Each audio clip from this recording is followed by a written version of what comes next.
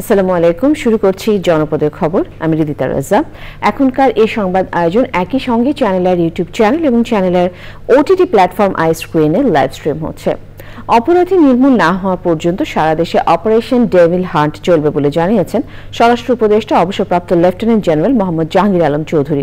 যারা দেশকে অস্থিতিশীল করবে তাদের টার্গেট করে অভিযান চালানো হচ্ছে বলেও তিনি জানান।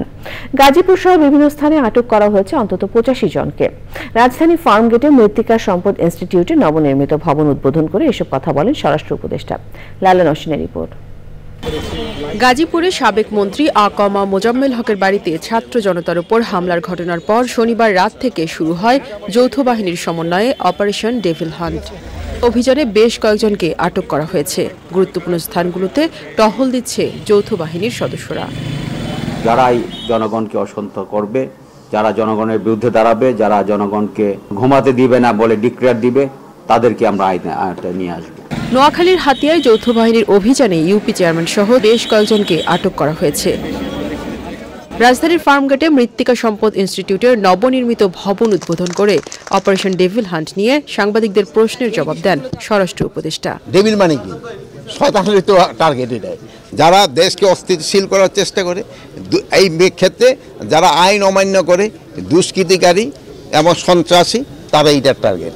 ডেভিল যতদিন পর্যন্ত শেষ না হবে ততদিন পর্যন্ত অপারেশন চলবে। গাজীপুরে হামলার ঘটনায় দোষীদের আইনের আওতায় এনে কঠিন শাস্তির মুখোমুখি করার কথাও জানান তিনি। গাজীপুরে যারা এই ঘটনা ঘটাইছে তাদের অনেকেই আমাদের আইনের আওতায় নিয়ে আসা হয়েছে, অনেকে আইনের আওতায় নিয়ে আসা হয়েছে এবং যাদের আইনের আওতায় আনা হয় নাই তাদেরও খুব তাড়াতাড়ি আইনের আওতায় নিয়ে আসা হবে এবং তাদের যেন সর্বোচ্চ শাস্তি হয় এই ব্যবস্থা করা। সুনামগঞ্জে কৃষকের ভাস্কর্য যারা ভেঙেছে তাদের চিহ্নিত করে আইনের আওতায় আনার কথাও জানান স্বরাষ্ট্র উপদেষ্টা। কৃষক ভাস্কর্য যদি যারা ভাঙে তাদের অবশ্যই আমরা আইনের আওতায় নিয়ে আসবো। Laila Nowshin, channel I, Dhaka. July August গণ অভ্যুত্থানে 9 শহীদের পরিবারকে 1 লাখ টাকা করে অনুদান দিয়েছে গাজীপুর জেলা পরিষদ। শহীদ পরিবারের বাড়িতে গিয়ে অনুদানের চেক হস্তান্তর করেন গাজীপুর জেলা পরিষদের প্রধান নির্বাহী কর্মকর্তা খন্দকার মুদাসসির বিন আলী। এ সময় জেলা প্রশাসকের কার্যালয়ের সহকারী কমিশনার আহমেদ আলী আদনান এবং অন্যরা ছিলেন।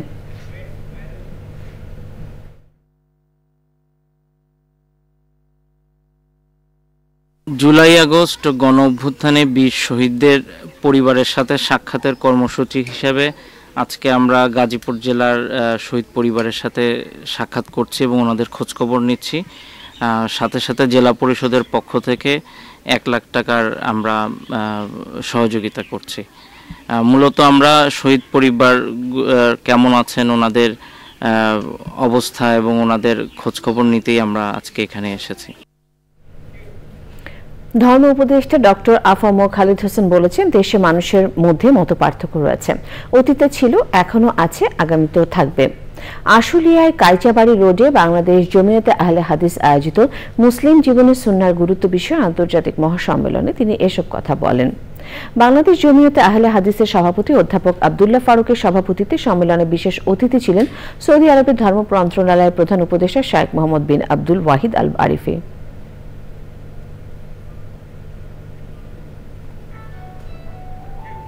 চলতি মাসের মধ্যে অবশিষ্ট পাঠ্য বই শিক্ষার্থীদের হাতে পৌঁছে দিতে সরকার কাজ করছে জানিয়েছেন প্রাথমিক ও গণশিক্ষা মন্ত্রণালয়ের উপদেষ্টা অধ্যাপক ডাক্তার বিধান রঞ্জন রায় পোদ্দার। সকালে সাভারের বিরুলিয়ার দত্তপাড়া এলাকায় ড্যাফোডিল ইন্টারন্যাশনাল ইউনিভার্সিটির 12তম সমাবর্তন অনুষ্ঠানে তিনি বলেন, দেশের শিক্ষা প্রতিষ্ঠানগুলোতে শিক্ষার পরিবেশ ফিরিয়ে আনার বিষয়টিকে চ্যালেঞ্জ হিসেবে গ্রহণ করা হয়েছে। সমাবর্তনে লেবাননের সাবেক প্রধানমন্ত্রী অধ্যাপক ডক্টর হাসান দিয়াব এবং অন্যরা ছিলেন। সমাবর্তনে 3951 জন গ্র্যাজুয়েটকে ডিগ্রি দেওয়া হয়। আমি প্রাথমিকের কথা বলছি, আমাদের বই 15 তারিখের মধ্যে পেয়ে যাবে। হ্যাঁ, সংস্কার কি, আমাদের তো সংস্কার করেই সব বই বেরোচ্ছে। সিলেটের জকিগঞ্জ ও কানাইঘাটে প্রায় 600 শিক্ষার্থীকে বৃত্তি দিয়েছে ফাহিম আল চৌধুরী ট্রাস্ট। মেধার ভিত্তিতে মৌলভী সাইর আলী উচ্চ বিদ্যালয় 3 গ্রেডে শিক্ষার্থীদের 1500, 2000 ও 2500 টাকা এককালীন বৃত্তি ও সনদপত্র দেওয়া হয়। অনুষ্ঠানে সভাপতিত্ব করেন ট্রাস্টের সহসভাপতি এটিএম সেলিম চৌধুরী। অনুষ্ঠানে অনলাইনে যুক্ত ছিলেন ট্রাস্টের প্রতিষ্ঠাতা ও সভাপতি ফাহিম আল ইসাক চৌধুরী, ট্রাস্টের সচিব মোহাম্মদ সাব্বির আহমেদ, উপজেলা শিক্ষা কর্মকর্তা ও অন্যরা। রাঙ্গামাটিতে জেলা পরিষদ আবাসিক কলেজে ভিত্তিপ্রস্তর স্থাপন কাজের উদ্বোধন করা হয়েছে। সকালে পার্বত্য চট্টগ্রাম বিষয়ক মন্ত্রণালয়ের অর্থায়নে রাঙ্গামাটি পার্বত্য জেলা পরিষদের উদ্যোগে শহরের রাঙ্গাপানি হ্যাচারি এলাকায় জেলা পরিষদ আবাসিক কলেজ নির্মাণ প্রকল্পের ভিত্তিপ্রস্তর স্থাপন করেন পার্বত্য চট্টগ্রাম বিষয়ক মন্ত্রণালয়ের উপদেষ্টা সুপ্রদীপ চাকমা।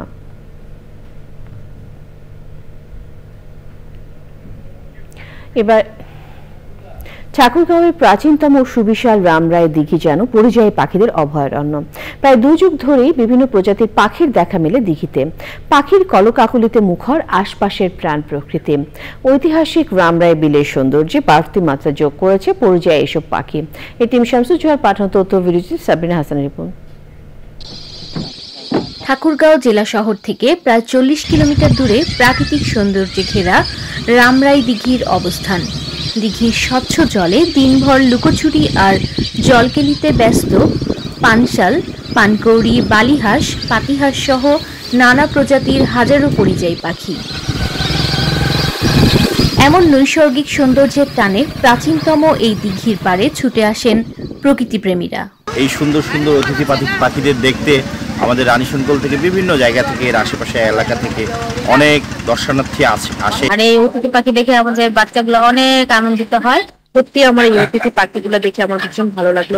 রামরাইকে পরিযায়ী পাখির অভয়ারণ্যে পরিণত করতে কাজ করছে জেলা প্রশাসন। কেউ যেন পাখি শিকার না করে এ ব্যাপারে আমরা স্থানীয়ভাবে পদক্ষেপ গ্রহণ করেছি। নিয়মিত সেখানে আমাদের পাহারাদার রয়েছে যাতে করে কেউ পাখি শিকার না করে। অবৈধ শিকার বন্ধ সহ প্রশাসনের হস্তক্ষেপে রামরাই দিঘি পরিযায়ী পাখির স্বর্গরাজ্যে পরিণত হবে প্রত্যাশা প্রকৃতিপ্রেমীদের। সাবরিনা হাসান, প্রকৃতি জীবন ডেস্ক, চ্যানেল আই। এবারে প্রতিনিধি পাঠানো তথ্য ভিডিওচিত্রে সৈয়দ অদিতের রিপোর্ট। বাগেরহাটের মোরেলগঞ্জে জাতীয়বাদী দল বিএনপির ভারপ্রাপ্ত চেয়ারম্যান তারেক রহমানের রাষ্ট্র সংস্কারে 31 দফা বাস্তবায়নে লিফলেট বিতরণ ও পথসভা অনুষ্ঠিত হয়েছে। অনুষ্ঠানের প্রধান অতিথি ছিলেন জেলা বিএনপি নেতা কাজী খায়রুজ্জামান শিপন। বাগেরহাটের মোরেলগঞ্জ উপজেলা পরিবার পরিকল্পনা বিভাগের মাঠ পর্যায়ের কর্মকর্তা ও কর্মচারীরা বিক্ষোভ সমাবেশ করেছেন। সেখানে দপ্তরে কর্মরত 87 জন কর্মকর্তা ও কর্মচারী অংশ নেন। চাঁদপুরে বাংলাদেশ জাতীয়তাবাদী বিএনপির রিকশা, ভ্যান, অটো চালক দলের জেলা আহ্বায়ক কমিটির মতবিনিময় ও পরিচিতি সভা অনুষ্ঠিত হয়েছে। গাইবান্ধায় জমি জমা সংক্রান্ত বিরোধের জেরে রুহুল আমিন নামের এক সেনা সদস্যের হত্যার প্রতিবাদে ফুলছড়ি উপজেলা কাতলামারীতে মানববন্ধন ও বিক্ষোভ সমাবেশ অনুষ্ঠিত হয়েছে। খুলনায় Church of the Pearl of Great Price এর আয়োজনে বিশেষ চাহিদা সম্পন্ন ও প্রতিবন্ধী প্রায় 300 জন ব্যক্তিদের নিয়ে দাকোপ উপজেলার 6 নং কামারখোলা ইউনিয়নের নাইট টু শাইন অনুষ্ঠিত হয়েছে।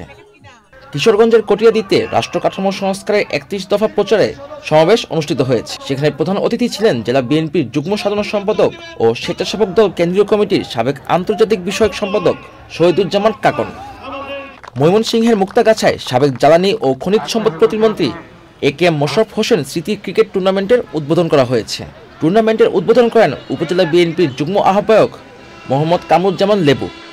ছাত্র জনতার গণঅভ্যুত্থানে পাবনা জেলার 6 শহীদ পরিবারের মাঝে আর্থিক সহায়তা দেওয়া হয়েছে।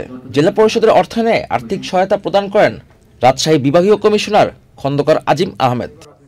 পটুয়াখালী বাউফলে বিএনপির ভারপ্রাপ্ত চেয়ারম্যান তারেক রহমানের রাষ্ট্র কাঠামো মেরামতের 31 দফা উপস্থাপনের লক্ষ্যে জনসমাবেশ করেছে উপজেলা বিএনপি, পৌর বিএনপি ও অঙ্গ সংগঠন। জনসমাবেশে প্রধান অতিথি ছিলেন সাবেক সংসদ সদস্য বীর মুক্তিযোদ্ধা শহীদুল আলম তালুকদার।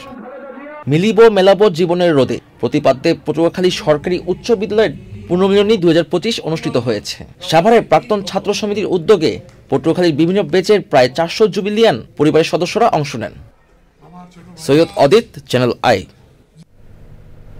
এই ছিল জনপদের খবর। সবাইকে ধন্যবাদ।